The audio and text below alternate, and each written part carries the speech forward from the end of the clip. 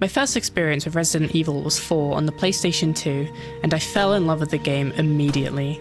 The amount of times I've played that game across multiple platforms at this point is beyond measure, and the funny thing is, due to essentially inheriting my parents' game collection back then after they stopped having time to play games since, they were raising kids, I actually had the original trilogy on disc. And every now and again I'd get curious and pop them into the disc drive a few times, but having grown up with what I like to consider the generation of games that smoothed out all the kinks from the previous generations, I usually put it back down pretty shortly after trying to play them. However, in recent years, I have grown to appreciate the clunkiness and the charming quirks of the 5th generation in all its pixelated glory. The original releases of Croc, Legend of the Gobbos, and Tomb Raider both sport tank controls, and if I enjoy those versions of said games, then I can probably grow to love these too, right? Well, that's where this comes in, and throws a bit of a wrench into the argument. The 2002 remake of Resident Evil, I thought to myself, should I just play this one instead? I went online, and a lot of people on the internet seem to think that it's a better game in every way, so I should just play that, right? Well, that is exactly what I did. I started crawling my way through the Spencer Mansion for the very first time, and I got to about the first hour mark of the game, and something just felt off. I don't know why, but I didn't feel like I was getting the full experience. I was planning on playing the original versions of the 2nd and 3rd games too after this, so would it just be too jarring? Am I really doing this series justice by doing this? So I figured, screw it.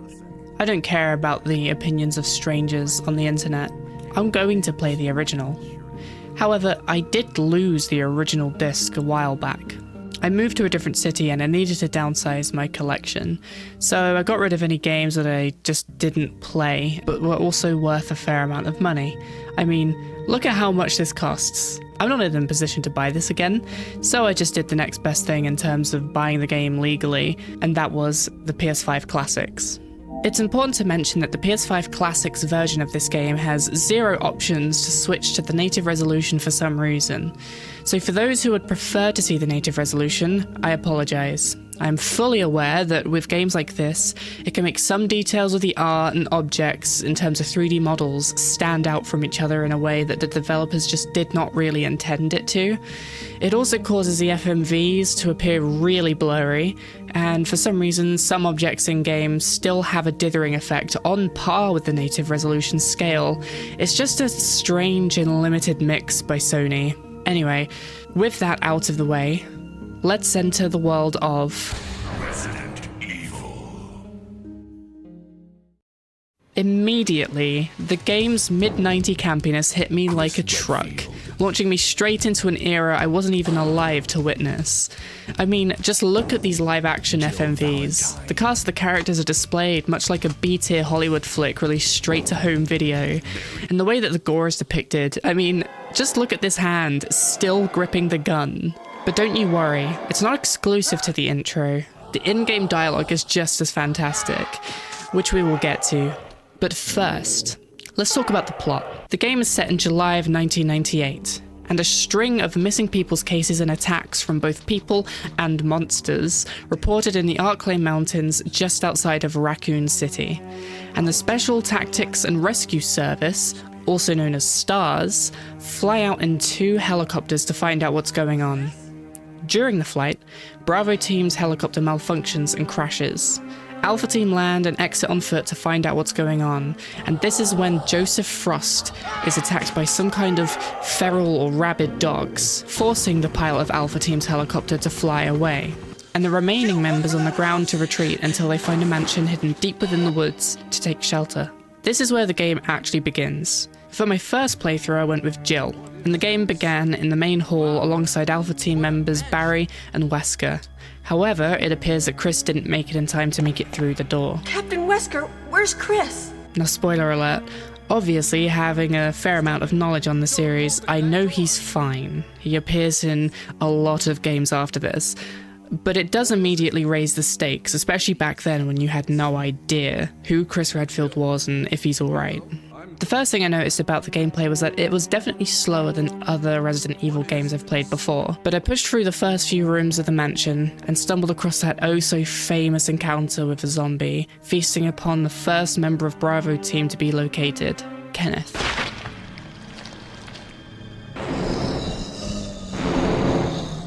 Like I said, this was my first time playing the original game, and having played the remake briefly before this, I was already used to its analog controls, so my brain wasn't really wired yet to effectively use the tank controls. But it didn't really take long to adapt, because to be honest, most of the gameplay is relatively slow paced, so whilst there is like a feeling of urgency, you have time to react to it, most of the time. But slowly and surely it all started to come together. Everything from the movement, the iconic area transition animations, and even the combat. It's all really effective to create a slow burn of tension throughout the whole experience. After my first fight with the zombie, I reconvened with Barry, who finished off the monster for good. Jesus Christ. His head just pops like a balloon. I already grabbed the emblem above the fireplace before I went and fought the zombie, so I left the room and reconvened with Barry in the main hall, where he would give me a lockpick, along with casting the title of the Master of Unlocking on me. Why did he phrase it that way? I punched in my first save on the typewriter using one of the ink ribbons and headed over towards the eastern wing of the mansion, and was presented with my first small puzzle, teaching me about movable objects and hidden items, as I grabbed one of the game's first area maps. With this, I could see the entirety of the first floor on both the eastern and western wing, which, believe me, with the amount of rooms in this place, it was absolutely necessary. The map system also made me realize that until I played this game, it never really clicked with me that the early Resident Evil games are just literally 3D Metroidvanias. I pushed the dresser out of the way, kicked a literal head off a zombie who decided to snack on my dogs, and raided his shelves for loot. Speaking of dogs... Oh my god! What the hell? No, I pressed shoot, what the hell? Oh my god, that's gruesome. Jesus Christ. Yeah, the combat. This is a much faster enemy, and how you go about placing your shots is extremely important. You see, as someone who got into this series with the more action-focused entries, this style of combat certainly took some getting used to. Thanks to playing the director's cut version, there is a fair amount of aim assist, but it only really helps to get your initial angle set up. Tracking fast enemies can be a pain, and realizing that you may have to switch between the 3 height levels before taking a shot is also incredibly important. The dogs, for example, sort of live in between the standard firing level and then having to aim down at them, depending on your distance between it and you.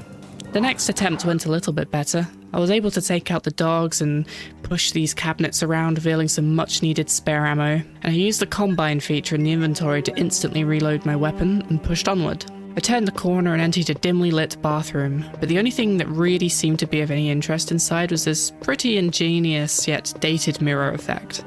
It just makes me think about all the creativity that they relied on back then to achieve these certain effects, and nowadays you can't even get a game to run at the correct frame rate without some form of DLSS or frame generation, because modern developers aren't given enough time by their publishers.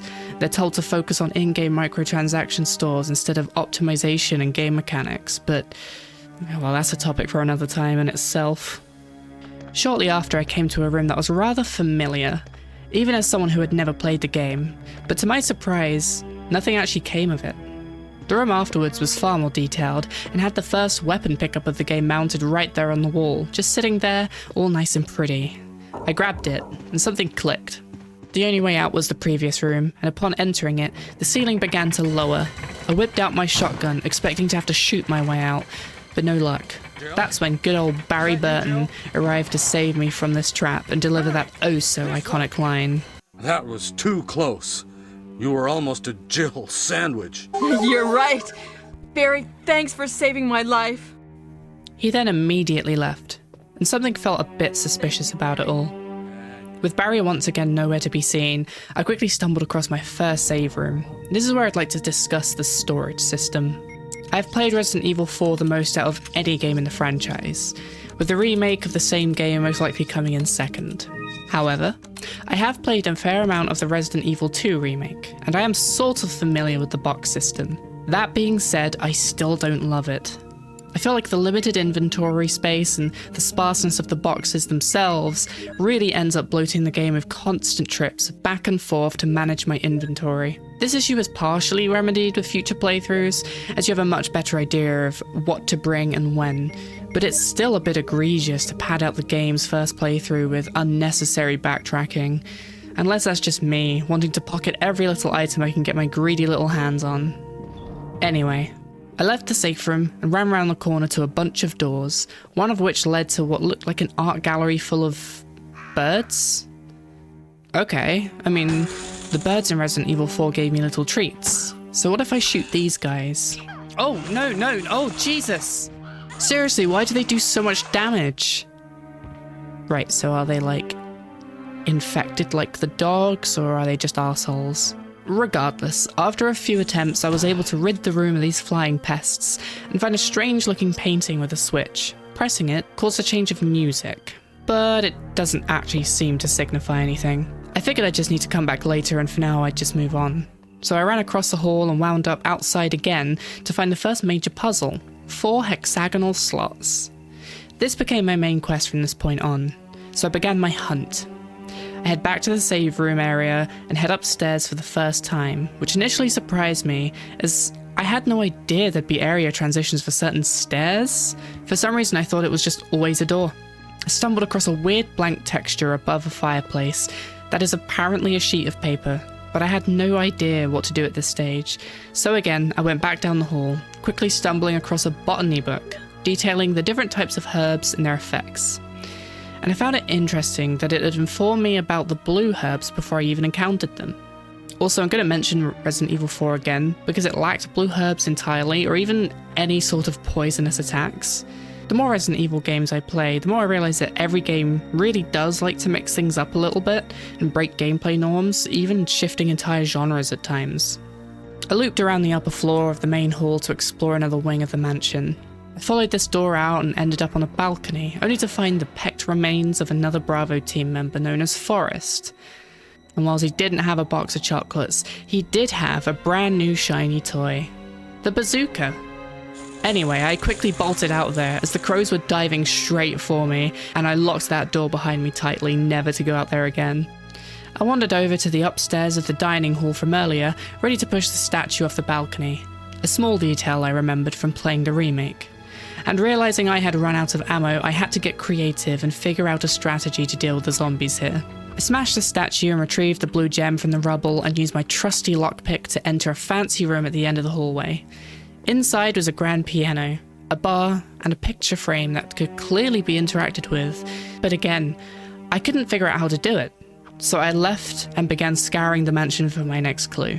Along the way, I encountered more zombies upstairs in the western wing, only to discover a new method of attack. A fountain of bile.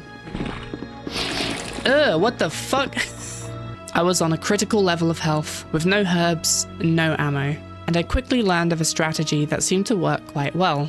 That being, run like hell. And it seemed to work out because it got me to the next save room. After that, I stumbled across a generator feeding water or fertilizer of some kind into a mutant plant, which managed to actually stunlock me with its tendrils for a bit, but was impervious to my attacks. I left the room, found more ammo, and tried to read a book before immediately getting chewed up by some creep hiding in the closet. No, seriously? So I came back prepared, dispatched the meat bag, and found the contents to be rather disturbing. It was the Keeper's diary. They talked about a game of poker with Scott the guard, Elias, and Steve the researcher. Steve was a scumbag, as he was cheating, but that would end up being the least of the Keeper's worries, as he was to be overseeing a bio-organic weapon that they were testing on. It was strong, ruthless, and tearing animals apart for fun before eating them. Scott had to bring in a protective suit, and they went down to the basement lab to look into an accident. And over time, the Keeper began to get itchy.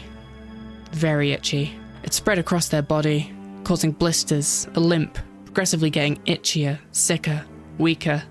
They were quarantined on the mansion grounds, forced to stay at gunpoint, and the itching continued until they literally began scratching the decaying flesh right off their bones. The feeling of sickness subsided, but their intelligence slipped away and a hunger overtook their body, pushing them to devour Scott. Itchy. Tasty. Horrified, I entered an adjacent room, only to realize that there was a tiger statue that, just so conveniently, needed the blue gem from earlier, placed into one of his eye sockets. But I had stored it in the box in the save room, so I had to quickly go get it. Along the way, I discovered the sheer power of the shotgun, blowing the undead into pieces. As I got to the item box, it clicked with me that I could use the chemicals in the other safe room to kill the plants in this section of the mansion, but I had not put it in the box.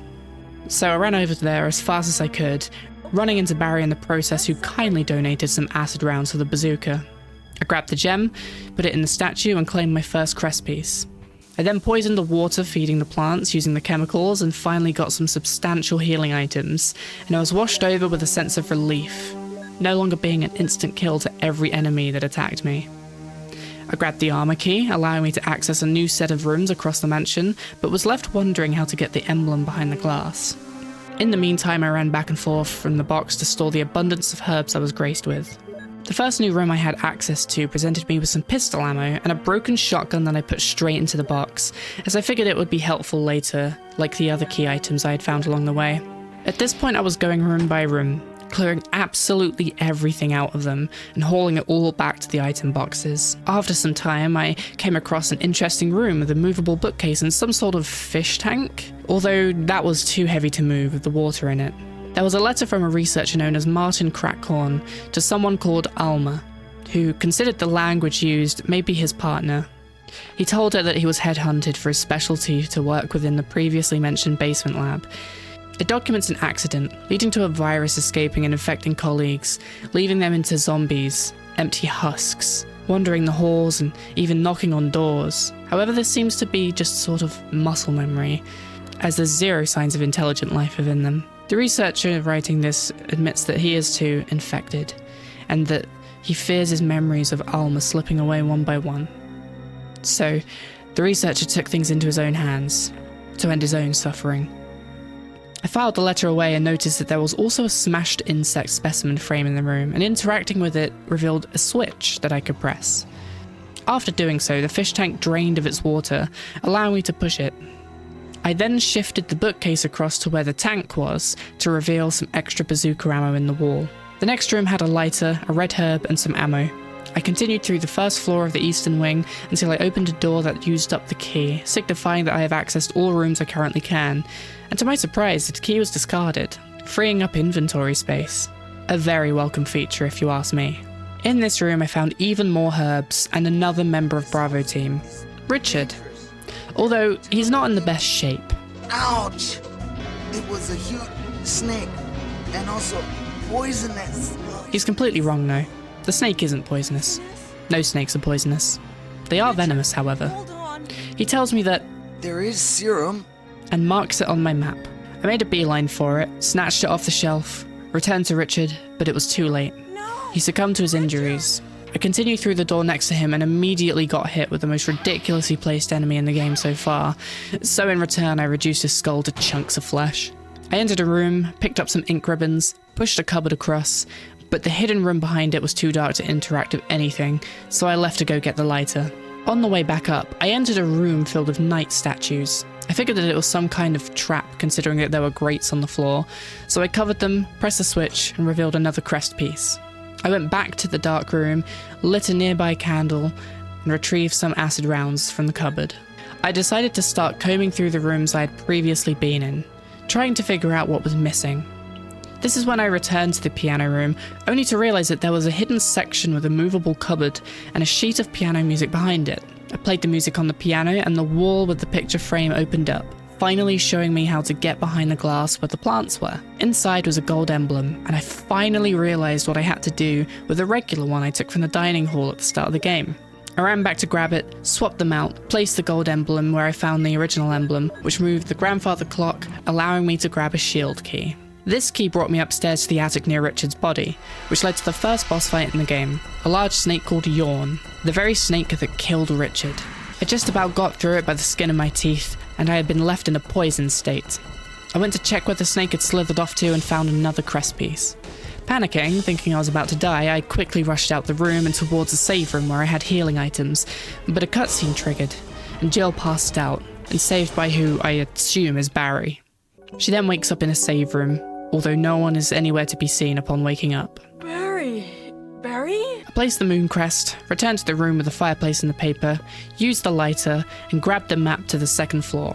Although at this point it wasn't really much help because I had already explored most of it. Eventually I found myself back in the art gallery where the crows were, and realised that a lot of the paintings were actually interactable, not just the one that was a 3D model. The first of the paintings showed the journey from birth to death, and the rest were varying stages of life, all with switches beneath them. It clicked in my head, and I realised I had to press them in order, and it's taught me a very valuable lesson in this game. I need to be much more curious and perceptive about literally anything, regardless of whether it looks 3D or not. I rushed over, slotted the last crest in, and entered a garden shed? Wait, really? Okay. Well, there was a crank on the shelf, so I pushed the stairs towards it and grabbed it before going outside and face off against more dogs. Once they were cleared, the radio hissed and Brad manages to get a message through, although he is unable to hear our response. Brad? I picked up the map for the gardens and a bunch of herbs in the courtyard, including our first blue herbs to cure poison. I pushed through the dark gardens and began my tenure as Crank Queen Jill and lowered the water. Hopped across the bridge and dodged snakes raining down from the trees above and found an elevator out of use due to a missing battery. The only way forward from here was a rusty gate, so I went through it, followed a twisting path and made it to the guardhouse. I have to admit, this building really doesn't look like it should be here, style-wise. But the atmosphere within the guardhouse itself is quiet, a little bit cramped, and generally just unsettling. I love it. There was a little gargoyle statue— oh, sorry. It doesn't have a water spout, so clearly it's a grotesque. I entered and cleared the first dorm room and picked up a red book. Unlike those before this, it's not readable and seemed to be a puzzle item of some sort. I then entered the bathroom, drank the sludge from the tub, and found a key. I stored some items away and went down the hall, only to be attacked by some weird plant tentacle that emerged from a hole in the floorboards. Little did I know that it would be a warning for the area ahead. Everything was dark and overgrown, and wasps were swarming me. I panicked, tried opening a door, but it was locked by code, so I bolted out the door I came in. I plugged the hole with the aforementioned grotesque and found myself in a commons room with the giant enemy spider. Pulled out my shotgun and blew them to pieces, and their babies came crawling down from their backs, and I did my best to squish them beneath my boots. I searched the game's area and found the code 345 in the bottom of the pool table and returned to the coded door. In here I found a bunch of bottles for water and chemicals, as well as simple equations scratched onto the walls. I left the room and investigated where the wasps were coming from, only to find a key to the second dorm room. In there I found a map of the dormitories and a report about Plant 42, where I believe this is the first time we get a mention of the T-virus itself. It warns of a mutant plant that kills humans, something I was sure I'd have to face off against soon considering the environment I found myself in. And in the same room there were movable cupboards that exposed a ladder, and going down it led me to a weirdly industrial looking corridor with movable boxes, railings, and a pit of water. I pushed the boxes into the water to create a bridge across, and it led down to a flooded laboratory area of some sort. As soon as I saw that my movement was slower, I just knew that something was going to be thrown at me, and sure enough, killer fish or sharks began to swim me. I quickly entered a room with some giant roots hanging from the ceiling, but there was nothing else to be found. So I left, and almost immediately I was gnawed on and then devoured by the fish. No, let me go. Oh my god! On my second attempt, I was able to find a lever to drain the water, and I was able to take my sweet, soggy revenge and find a huge stockpile of ammo, as well as the key to the third dorm room. In there, I found some bazooka ammo and a book containing the V-Jolt report, which was a research journal that informed me about how to make chemicals that would quickly kill Plant 42. After reading the report, it subtly hints that there was a slot where the book used to be, so I brought the red book back, placed it in, and voila. A secret area opened up. What was inside? Oh, you know, just death. I sprinted out the room and Heisenberged myself some mercury fulminate. Yes, science! And dried up the roots nice and crispy. I ran back upstairs, cut down the weakened Plant 42 with a bazooka, and nabbed the final mansion key from the fireplace. On my way back to the mansion, I bumped into Wesker, and if it weren't for the fact that I've played Resident Evil 5 and know a fair amount about the lore in general, it'd be a welcome surprise. I figure he's up to something shady. Anyway, he also nudged me back to the mansion, so I made my way over. Brad tried to contact me over the radio again, but was promptly cut off just like before. As soon as I re-entered the mansion, a cutscene played. Oh my god. I I entered the closest room using the new key I picked up, switched on the light, and picked up my first Magnum rounds, although I did not have the weapon yet itself. On the bookshelf beside me was another book called Doom Book 1, and on the front of it displayed the title Eagle of East, Wolf of West. I went to go stash it in the item box and began to realize that those lizard guys are going to be all over the house. I targeted any rooms I had not yet visited on the map, blowing chunks of meat and scale throughout the Spencer Mansion halls, and came across an open area with a piano. I went to play it, and Yawn slithered out from the fireplace again, but I was seriously unprepared both health and ammo-wise, so it ended up killing me on the first attempt. Oh my god. I reloaded my save, went back, grabbed the grenade launcher, and sent that snake right back to hell where it came crawling from, melting it with my acid rounds. I then went to check out the new hole it broke in the floor, and Barry came running in to help me down using his trusty rope. I have a rope here. Oh, do you? Once I was lowered down, the rope snapped and Barry left me to go get another one. But I noticed a grave behind me and interacted with it, revealing a ladder down into a bunch of winding hallways full of zombies. I pushed further until I reached a kitchen that looked grimy and run down, and as I tried to leave I was startled by another cutscene, expecting another kind of monster to make its introduction, but it was just a regular zombie for some reason. The stairs led up to the first hallway just off the dining room that I figured would take me to the second floor, but I was immediately decapitated by some really caked up lizard men. So then I went down and ended up taking the elevator anyway. Once I was up, I managed to locate the battery I needed for the courtyard elevator, as well as a scrapbook detailing attacks on civilians by some of the creatures that had been found in the woods and mountains near the mansion, and that stars would be on their way to investigate. I searched the upstairs library, completed this statue puzzle, and found an MO disc. Although my inventory was full again, so I went to deposit my items. I then searched the remaining rooms on the floor and found a document detailing the plan to lure the STARS members into the lab to fight a BOW, a bioorganic weapon, in order to collect data. They would then destroy the lab to wipe evidence. In the same room, upon switching the lights off, the deer's eye flashed, and interacting with it granted me the red gem. I took it back to the tiger statue, placed it in the eye, and collected the magnum. After that, I quickly ran back up to grab the ammo disc, spotted the helipad in the distance, and left the mansion for one final time to place the battery in the courtyard elevator. I went up, cranked it for a second time like the crank queen Jill is, and went down to a newly revealed ladder into some caves. The caves were dark, ominous, and weirdly reminded me of Tomb Raider, and down here is where I stumbled across the final missing member of Bravo team, Enrico. He tells me about a traitor in our midst. Everything was plotted from the start by Umbrella. Before Enrico could get the rest out, he was shot, but we didn't see who pulled the trigger, although I have my suspicions. I left to go chase them, and picked up a second crank that was just lying on the ground, as if someone was baiting me. More lizard guys appeared and I took care of them, going down easy with the magnum. I came across a hole in the ground, and I used the new crank to rotate the walls, creating a path forward, but not before I had to dodge a rolling boulder, which reminded me of Resident Evil 4. I wonder who pushed it, although I suppose it could have been Chris, considering that he's the only character present in this game who wields such a power. Right after that, I found myself in a tussle with a much bigger spider, although it was pretty light work with the bazooka. The doors to get out were webbed up, but they conveniently left a knife in here, which was great considering I left my knife in the item box quite a while back now, since I feel like it had served its purpose upon requiring better weapons. I slashed my way out, saved my progress, and had a second boulder to dodge, this time revealing a map of the underground region and a second MO disc. I cranked it again on another rotating wall and found a room with a puzzle. I had to push another a grotesque, onto a lighter spot of the ground, and this opened up a hole in the wall with the second Doom book inside.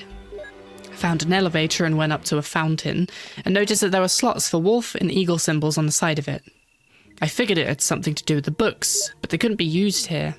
I spent ages trying to figure out what they were used for, and eventually I realized that I had to interact with the books themselves at a certain angle to open them up and retrieve items inside. Oh my god, you can open them? This then opened the fountain up, and I gathered the nearby herbs before descending. I ended up in another, much larger laboratory and stocked up on heavy ammo as I figured that this would be the final area of the game, since almost every other Resident Evil game I've played thus far has ended with one. I found a third MO disc, and as I went further and further down, the zombies got weird. At the bottom floor, they were a greyish brown, naked and decomposed. I entered a dark room and found a letter to Ada, as in Ada Wong. I had no idea she was mentioned in the first game. Anyway, the letter contained a password for a computer, as well as some Nordic runes. I pushed the bookcase and found a switch to turn on a black light, and read the words tree, apple, man, and woman on a painting in the room. I figured that's all I could find and moved on. Took out the zombies in the halls and entered the next section of the lab. In here there was a computer, so I switched it on and used the passwords I just got from the document to try and open up room B2, but no luck, as it needed an additional password, assumedly one that the runes would provide once translated. So for now I just unlocked B3. Inside of there was a bunch of zombies and a fax detailing the effects of the T-virus, and reiterating their mission to wipe out the research and stars. There was also a passcode output machine that took one of the MO discs and printed off a Bible verse, Genesis 22:16. I punched it into the keypad locking one of the doors, turning one of the 3 orange lights blue, and realised that the other 2 MO discs will be used to unlock it. I ran back to the item box to grab another MO disc and realised that the zombies down here are actually respawning. I picked up the slides, took another look at that painting with the words on it from earlier, and realised that without the black light on, it actually does give me the translation for the runes, which I then used to figure out that last password was mole. I punched it into the computer, unlocked B2, I pushed a switch inside to reveal a key, and inserted the slides into the projector. Here is where we actually learn the names of most of the creatures. The dogs were called Cerberus, the fish or shark creature was called Neptune, the lizard guys were called Hunters, and a final creature who we had not yet met was the aforementioned Tyrant. On the last slide, we also see Wesker with the rest of the Umbrella research team. Another document in the room mentioned him by name and the fact that the Tyrant was on level 4 of the lab. I used the new lab key to enter the next section, took out some zombies, and found myself in a room with another gas trap. The first attempt didn't go so well, even though I was pretty sure I aligned it correctly, so I had to come back and try again. This time it was fine and I was able to enter an air duct to get into a previously locked room in another section of the lab. In here I found more ammo as well as the second passcode, Genesis 22:17. From here I entered the power generator section of the lab and encountered some weird humanoid creatures crawling on the ceiling. So I did what any sane person would do and pulled out my bazooka and started blowing them to bits. They remind me a lot of the Verdugo in Resident Evil 4. A precursor to it, maybe. I enabled the power for the last sections of the lab, found the third passcode and restored power to the elevator to take me to level 4. But first I had to stock up on heavy weaponry and healing, since I had a feeling that I was facing against the Tyrant very soon. I unlocked the room using the passcodes and found Chris locked up in a cell. This was the first time I saw him since the opening cutscene, which honestly surprised me. I couldn't get him out yet though, so I proceeded to the elevator and met up with Barry once again. We took the elevator down and ran into Wesker, only to find out that Barry had betrayed me, thanks to Wesker blackmailing him and his family. Wesker basically info-dumped his entire plan for some reason and brought me into the lab to show me the Tyrant like an excited child showing his work to his parents. Lucky for me, the plan immediately backfires for Wesker as the Tyrant straight up skewers him and he drops a key. The fight was long and brutal, using up all my ammo to take him down. At least that's what I thought would happen. It only took like 3 shots of the Magnum and left me extremely underwhelmed. Seriously though, this is all it took? I can't remember the last time I was this disappointed in a game's boss fight. I grabbed the key and ran back up to the lab, running into Barry again who somehow got himself killed. I really don't know how that happened, but he gave me a picture to give to his family. I then went down to get Chris, who I almost forgot and left behind, and then made a beeline for the exit elevator. Brad made contact over the radio one last time, saying that it was his final warning and that they'd be left behind. And as I was about to step out onto the helipad, a shriek of monsters echoed through the halls as if they were chasing us, and Chris offered to stay behind to finish them off. Ladies first! Go first, Jill! I ran outside, grabbed a flare, and lit it to signal Brad, who came swiftly and landed to pick us up, and we all left and lived the rest of our lives happily. Wait, how did Chris get on the helicopter? And is that the Tyrant? Is still alive? I swear the mansion was supposed to blow up as well, from what I've seen. This cheesy music is completely throwing me off as well. Why is this ending so weird and incomplete? Well, this is where I decided to play as Chris and see how different his version of the story is. And right off the bat, things were different. Instead of entering the house of Jill, Barry, and Wesker, it's Chris, Wesker, and Jill. No Barry in sight. Went straight for the emblem in the dining hall and realised that not only does Chris have no starting gun, but he also has 2 fewer inventory slots, which really threw me off. I knew from the get-go that this is probably going to mean that ammo and weapons would be more scarce. I ran to trigger the first zombie cutscene, turned around and bolted out the door back into the main hall, only to find Jill's gun, where she and Wesker were standing. I felt quite relieved that I wouldn't have to spend too much time weaponless, but it was alarming to know that something bad has probably happened to Jill. I grabbed the floor 1 map from the statue, stomped on the zombie's head, tried to enter the hallway with the dogs, and oh, it's locked. Interesting. This time I went straight upstairs to the statue above the dining hall, used the statue strats I figured out last playthrough, smashed it and collected the blue gem. I spent my time in the next areas honing my knife skills, and by that I mean learning pause buffering, taking out the zombies and heading down into the safe room in the eastern wing. This is where I had a very memorable meeting with Rebecca. Whoa! What is it? The only survivor of Bravo team that we never even encountered in Jill's playthrough. We learned that the helicopter's engine malfunctioned despite the fact that it had been properly maintained, meaning that it was all likely foul play from the very start. I saved my game, grabbed the first key off the bed and recruited Rebecca to help me along the way. She doesn't follow me around the mansion, but her assistance is something that is crucial later on. I cleared the zombies around the safe room, found the diary, fought the wardrobe zombie off, and picked up some shotgun shells. I then entered the piano room to try and speed things up, grabbing the music sheet and started playing. Chris's piano skills are ass. In fact, they're so bad that Rebecca hears it from another room and comes to check on me to see if I'm okay. She takes a look at the music sheet, recognizes the song and attempts to play it herself, but Chris seems very unimpressed. Wait, what is that? Rebecca then offers to practice and figure it out, so I leave her there and make some progress on my own. I went over to the tiger statue, retrieved a crest piece using the blue gem, and finally found myself in the hallway with the dogs, where I gave them the proper London treatment. Yeah! I picked up some handgun ammo, swung by the western wing save room, and grabbed the chemicals. I blew all my ammo on the crows, grabbed the second crest piece from the picture frame, stored it away, and used the chemicals to kill the plants. I grabbed the second key and found the broken shotgun. I realized that it didn't do anything in my previous run, but I took it anyway, just in case, considering that things are different this time around. I explored the upstairs of the eastern wing, found Richard, but this time he was already dead.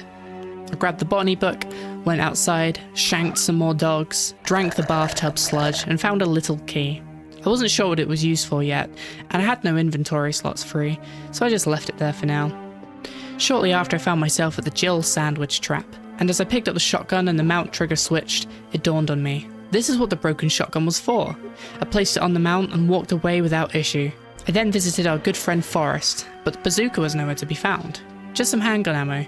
Now I realised I had not yet done the gas trap for the next crest piece, so I got that out of the way.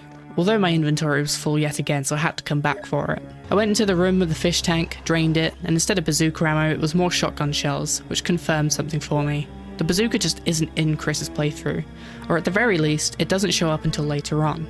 I stored some items, grabbed the lighter from the room opposite the room with the fish tank, lit the fire to grab the floor 2 map, lit the candle in the dark room, collected even more shells, grabbed the crest from the gas room, and went to place the ones I already have in their slots. At this point, my pace was much, much faster than my initial playthrough. I was blowing through this game.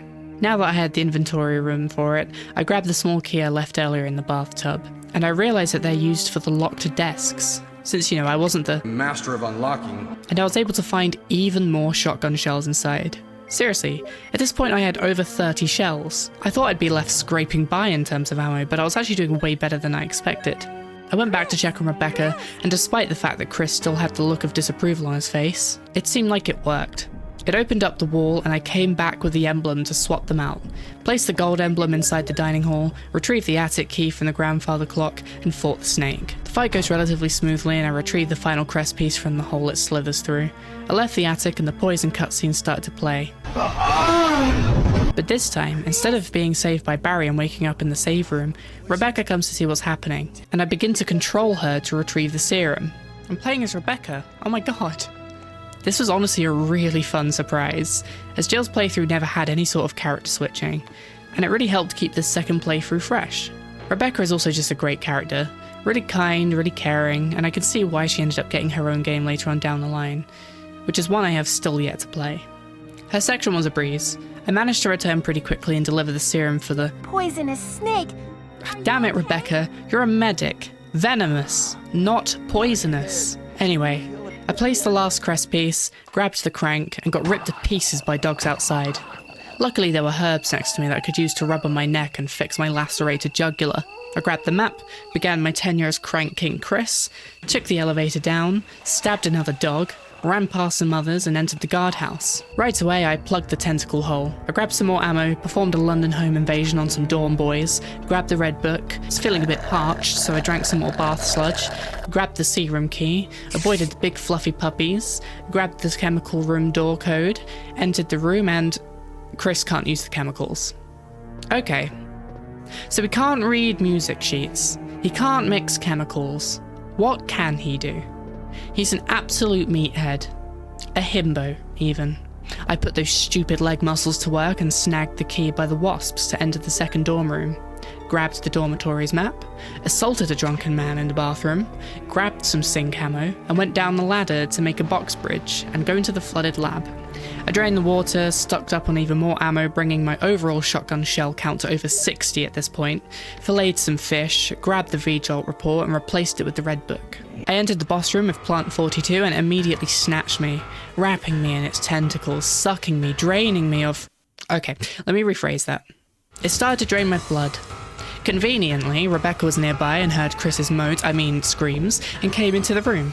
Chris throws her the V-Jolt report and tells Chris, Don't die! I used my notes from the previous playthrough to whip up the concoction, head down to the roots and pour it over them, making them all crispy once again. Plant 42 shrivels up, but finds a second wind, picking Chris up and splatting him against the ground. I peppered it with my shotgun until it finally gave in, melting to a pile on the ground. I picked up the last mansion key from the fireplace, and that's when Chris, in all of his low-poly himbo glory, dropped the best line of the game. We got to the root of the problem. No, shut up, stop it, please. That's so bad. Rebecca gave me Richard's radio and informed me about Brad sticking around to search for the survivors. And once I left the room, I had a similar encounter with Wesker like what we saw in the Jill playthrough, and he informed me that he lost track of her after being attacked by a monster. Like last time, he nudged me back towards the mansion again, and before returning, I spent some time collecting herbs and ink ribbons to place them in the storage box, ready for use later. Once I step outside, Brad attempted contact over the radio, but no luck. I ran into the mansion, triggered the Hunter cutscene, and they became the evil residents of the Spencer mansion once again. This time, the loot in the save room was left behind by Wesker. I fought off some hunters and realised that they actually take an extra shot to put down in this playthrough, so from here on I kind of tried my best to avoid them altogether. I entered my first room with a new key, found some magnum ammo, grabbed the first Doom book, and this time I immediately removed the emblem and placed it in storage. I geared up and went to face Yawn for a rematch, killing her and jumping down the hall with no rope this time. I found some more shells, took the elevator up, entered the library, did the puzzles, and looked over at the heliport. I could not grab the ammo disc nor the courtyard's elevator battery at this point, so I went back to manage my inventory and grabbed the red gem from the deer head whilst I was nearby. I quickly grabbed the magnum, and then I went back up to grab the items I had left behind. I spent some time grabbing any herbs I left around the mansion before heading back to the courtyard, and found spiders in the hallway where the dogs broke in.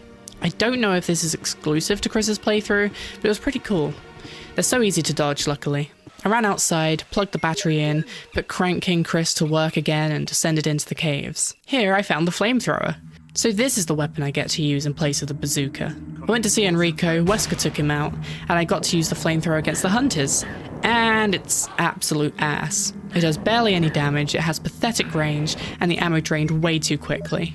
As it turns out, it's really not meant to be used much.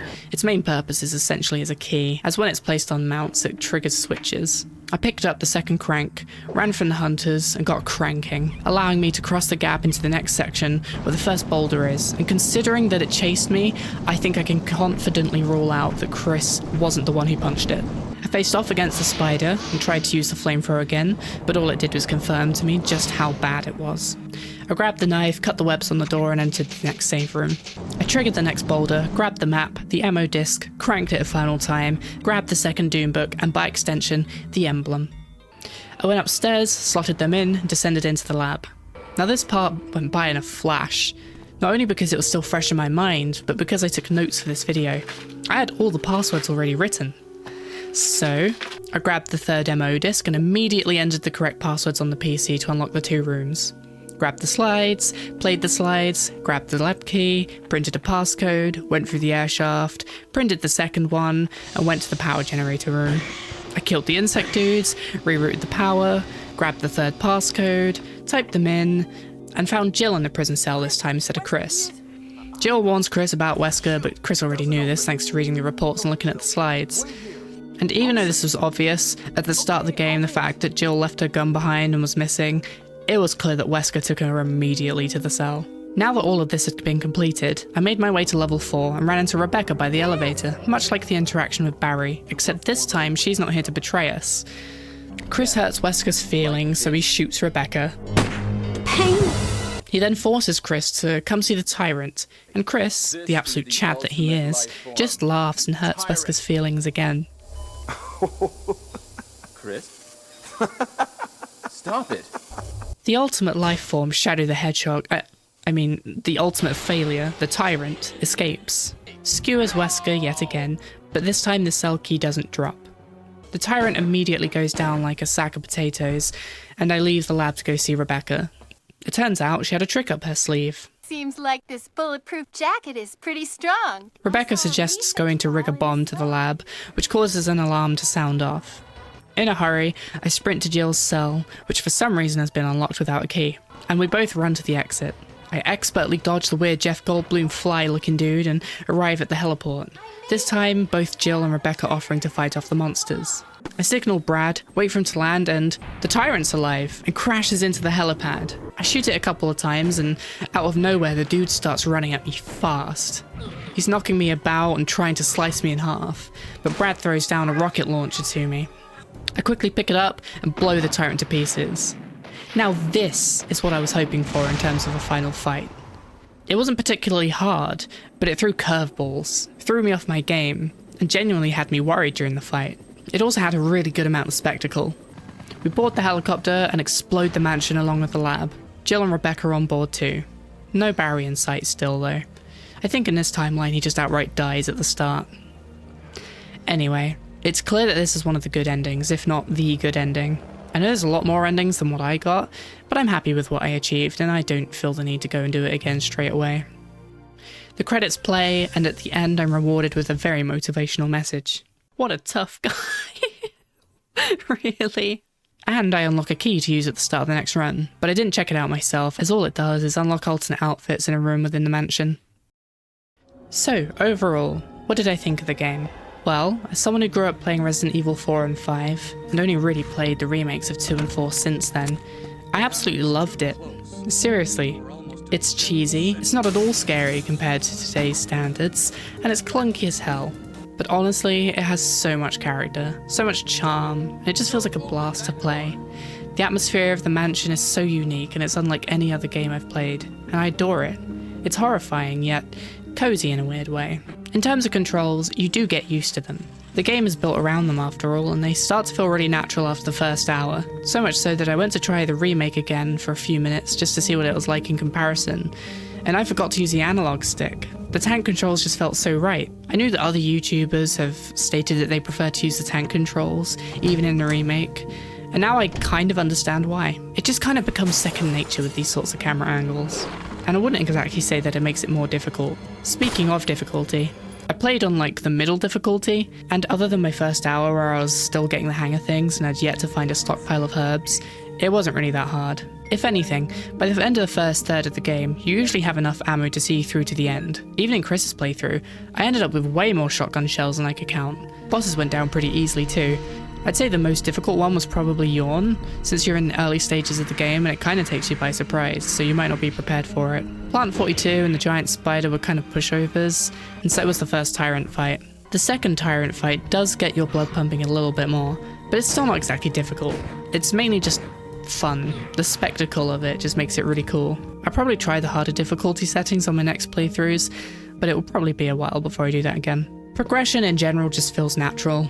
The guns you find are really good upgrades over each other, and the only gun that kind of becomes relevant towards the end is the Matilda, as outside of the regular zombies and dogs, it's pretty pathetic on other enemies. Health items were pretty abundant in my playthrough, so that wasn't too much of an issue. The only thing that did really slow my progression through the game, though, was the storage system. Something that Resident Evil 4, in my opinion, would perfect later down the line. The amount of trips I had to make, though, just to and from the boxes, really did slow things down. And you could fix it just by adding like one box into the mansion entrance, or maybe just a single box upstairs. I haven't played enough of the remake to the first game, so I can't say if that one handled it better or not, but it started to get kind of annoying. As for the story, I'm aware that much like Resident Evil 2, neither of the playthroughs are really canon, but specific events within both storylines are.